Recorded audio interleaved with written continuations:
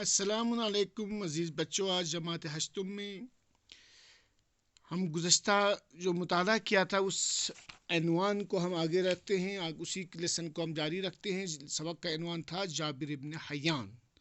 ہم نے یہاں پر پڑھا جابر ایک عطار کا بیٹا تھا جس کا نام حیان تھا.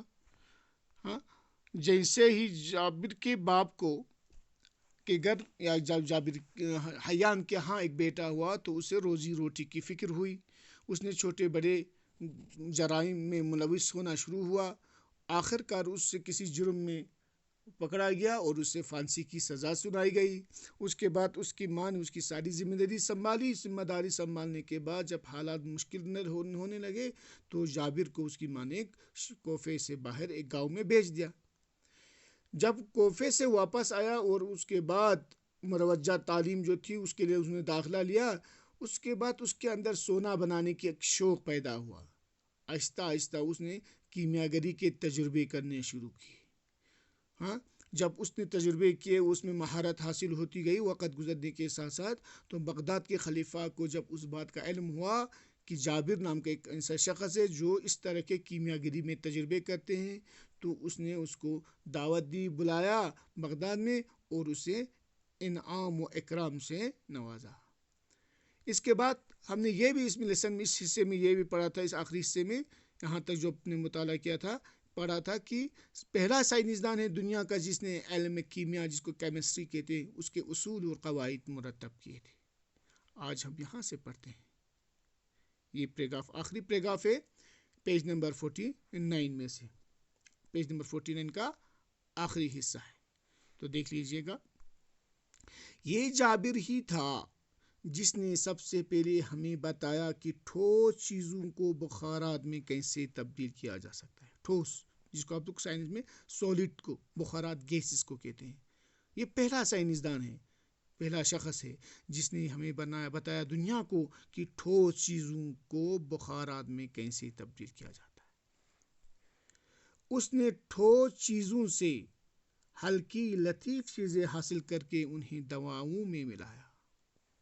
کیا جو ٹھوس چیزیں ہیں، سولڈ جو چیزیں تھیں، مختلف قسم کی دوا جڑی بوٹیاں وغیرہ، ان کو لطیف لیکوڈ میں تبدیل کرنے کے بعد ان کو دواؤں میں استعمال کرنے کا طریقہ سکھایا. اسی طرح اس نے دواؤں کو محفوظ رکھنے کا طریقہ بھی ایجاد کیا. جو دوائیاں جو بنائی جاتی تھیں یا بنائی گئی اس دوران ان دواؤں کو محفوظ رکھنے کا طریقہ بھی اسی نامور سائنسدان کا ہی کارنامہ ہے. یہ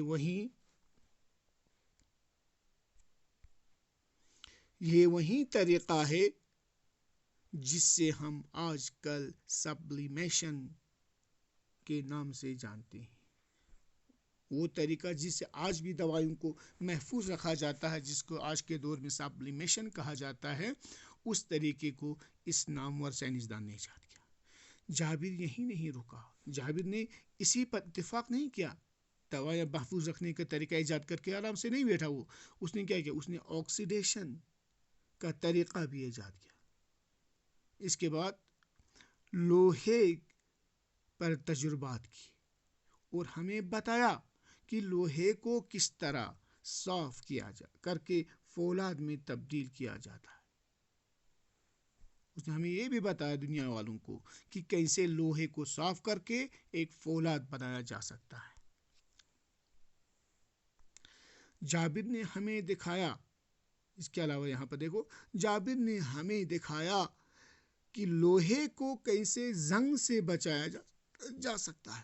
جو لوہے میں زنگ لگتا ہے اس زنگ میں کو روکنے کے لیے اس نے طریقہ ایجاد کیا. اس کے علاوہ اس نے کیا کیا؟ دیکھو، اس نے چمڑا آپ لوگ جانتے ہو، چمڑا رنگنے کا طریقہ دریافت کرنے کے ساتھ ساتھ بالوں کو کالا کرنے کا بھی نسخہ بھی تیار کیا. جہاں اس نے لوہے کو زنگ سے بچانے کا طریقہ لایا، لوہے کو فولاد میں تبدیل کرنے کا طریقہ لایا. اچھا، چمڑے کو رنگنے کا طریقہ بھی اس نے دریافت کیا، ساتھ ساتھ بالوں کو کالا کرنے کا نسخہ بھی اس نے تیار کیا. اس کے علاوہ عرق کشید کرنے کا آلہ بھی. عرق کشید کرنے کا آلہ کہتے ہیں رس نکالنے والا جو آلہ ہوتا ہے، اس کو کہتے ہیں عرق کشید. کیا کہتے ہیں؟ عرق کشید. کشید کرنا ہو یا عرق نکالنا، رس نکالنا.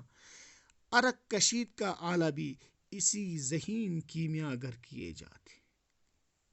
یہ وہی آلہ ہے جس سے ہم کیا کہتے ہیں؟ ریٹارٹ کے نام سے جانتے ہیں.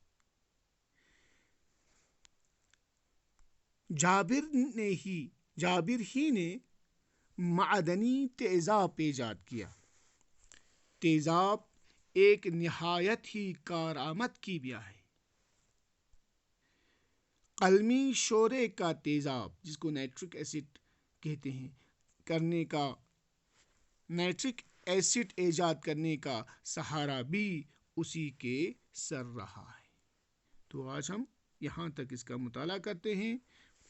امید ہے آپ اسے کئی بار پڑھیں گے، مطالعہ کریں گے، اور انشاءاللہ تعالی پیج نمبر 50 کا جو آخری جو حصہ ہے وہ ہم کل سے پڑھیں گے. والسلام علیکم ورحمۃ اللہ وبرکاتہ.